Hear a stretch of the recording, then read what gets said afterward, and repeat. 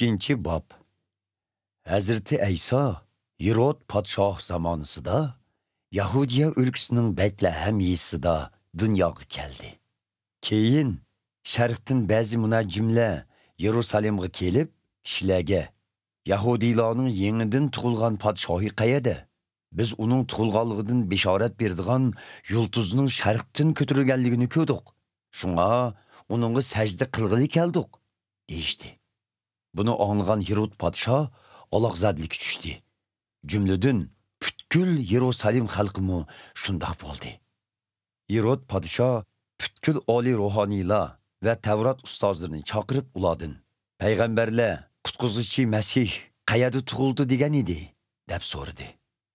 Yahudiya o'lkasining Betlehem yesida, chunki bu to'g'riliq Mika payg'ambar munda xotirlagan. Ey Yahudiya zeminidagi Betlehem, Yahudiya rahbarlarining nazarida o'rning muhim.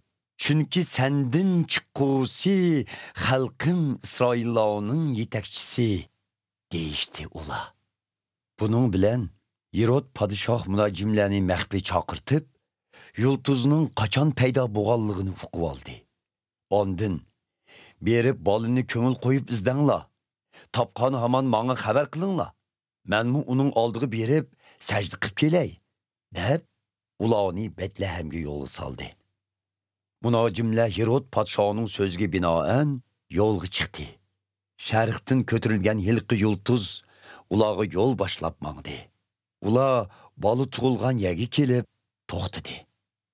Ular yilqi yulduzni ko'rgandan intayin xushal bo'lishdi. Ham uyga kirib bolini onasi Maryam bilan birga ko'rganida yerga bosh qo'yib bolga sajda qilishdi. Ondan sandıqlarını içip, oltun, mestek, mürmetçi qatarlıq savgatlarını elib sunuşdu.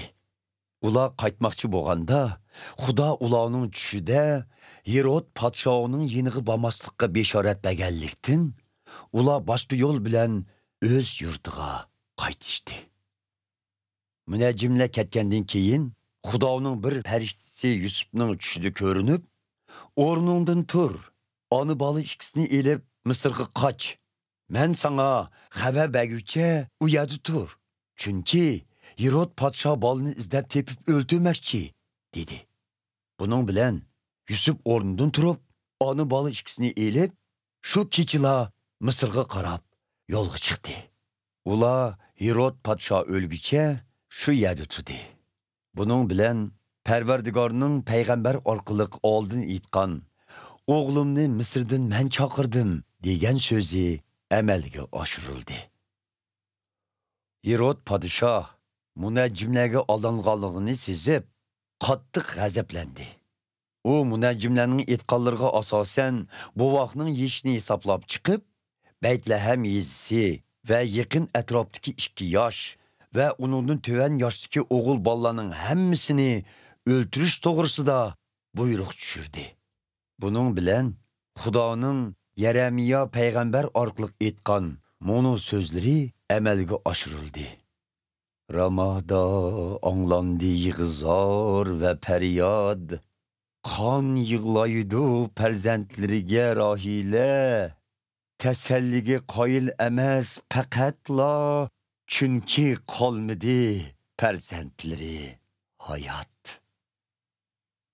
Hirot podshoh o'lgandan keyin Mısırda Yusufning tushida Xudoning bir farishtasi ko'rinib, o'rningdan tur, bola va onasini elib Isroilga qayt.